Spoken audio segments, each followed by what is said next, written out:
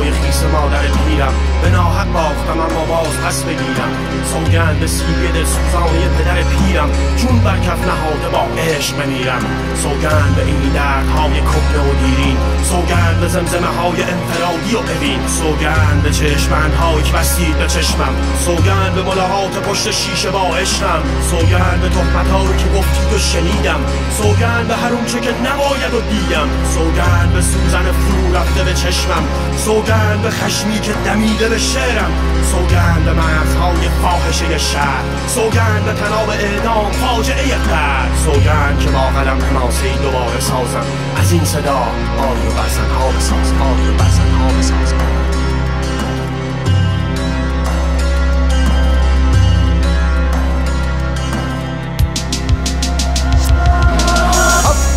آسمان را بردارم و از هفت دریا بگذرم تا آمدی اندر برم شد کفر ایمان شاکرم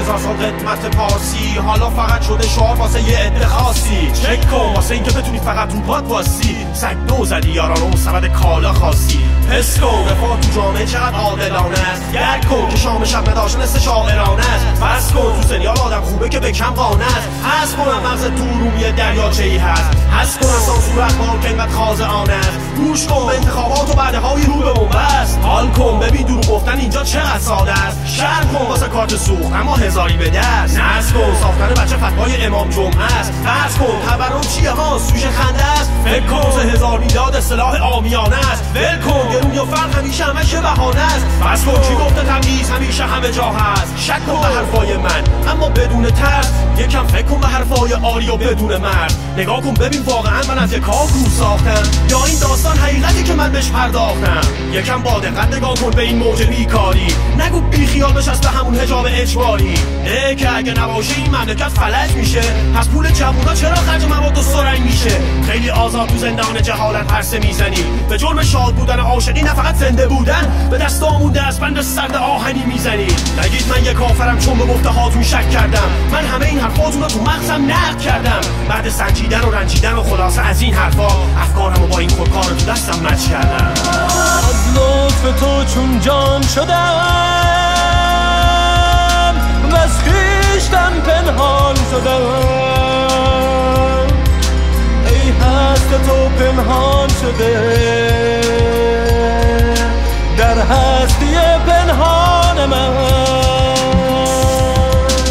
یا از امروز منطقی فکر کن و دل بزن به دریا دنبال جواب باشه کار امروز و نذار به فردا نگو جواب این سوالا از ذهن تو دوره بدون پشت جواب این سوالا یه کوه نوره ببین چند هزار سال جواب این سوالا رو دادن نه ذهنت نره سمت هوری و حوا و آدم برو بگرد اشعار شمس و مولانا و پیران حافظ و سعدی فردوسی بزرگان عرفان فقط تا یکم برون اما از جنس ایران زمین به یاد تاریخ به خواب رفته این سرزمین اینو یادت باشه فرزند کوروشونده اهورایی رنگ پوست و لهجه نه نژاد پاک آریایی واسه حفظ این تاریخ خیلی لاله ها سرنگون شد پیکر آری و بزن ها تو ایران غرق خون شد تا امروز واسه حفظ تاریخ و اصالت چه کردی جز این که بخوای تو فیلم ها دنبال قهرمان بگردی از آسمان را بردارم و از هفت دریا بگذرم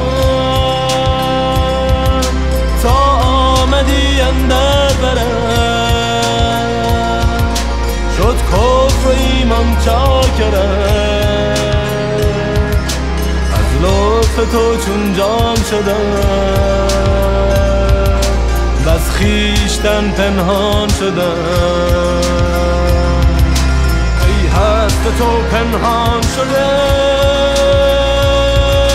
در هستی پنهان من ای هست تو پنهان شده